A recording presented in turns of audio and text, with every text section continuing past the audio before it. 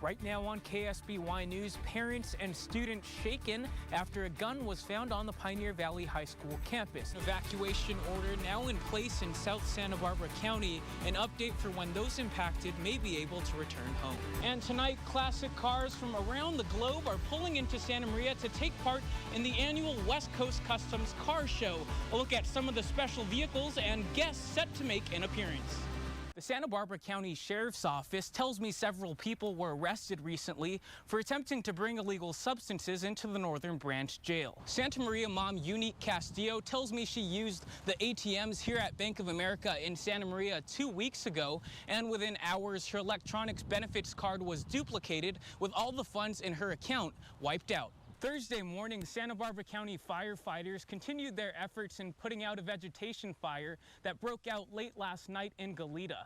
Officials say high winds, along with ongoing drought conditions, propelled the flames through the eucalyptus trees that you can see above me. We've been seeing steady rainfall throughout the evening and into the night, but the brunt of that rainfall is expected here in the early morning hours. Knocked down fences, scattered, destroyed belongings, and tons of mud line the homes here on Pioneer Street in Guadalupe. There's little visibility on local streets and highways. Nearby creeks like the one here at Manning Park are rushing with rainwater. While this winter's historic rains helped improve California's drought conditions, those storms also fueled the growth of weed patches and overgrown grass in Santa Barbara County. A division's commander with the Santa Barbara County Sheriff's Office tells me the body of Tim Scrignoli was found at about 9:20 this morning by a mobile unit with the San Mateo County Sheriff's Office.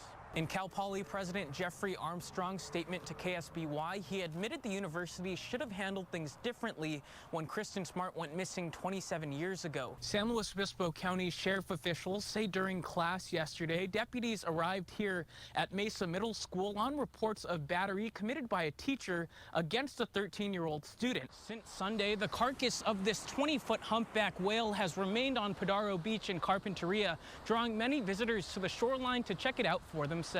Roughly 3 weeks ago, as part of Santa Ynez High School's No Place for Hate Week, students received approval to have these crosswalks painted rainbow colors in support of the LGBTQ+ community.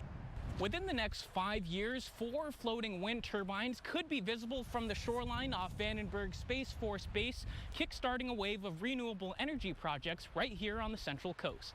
Michael Wolf, owner of the Avocado Shack in Morro Bay, says his supply of avocados comes from a number of local growers, and one of those farms, Morro Creek Ranch, right off Highway 41, says this summer you can expect to pay significantly less for a crate of Hass. Just weeks following a string of seemingly endless winter storms in Santa Barbara County, much of Figueroa Mountain has reopened to public visitors, drawing thousands out to the park this past weekend to take in the views of this spring's super bloom. I am here at the Santa Maria Airport, where the first set of planes have arrived and are all set for liftoff this weekend. Other tourists say their summer trips this week is the first time they've been on vacation since the pandemic, with nationwide air travel up 10% from a year ago.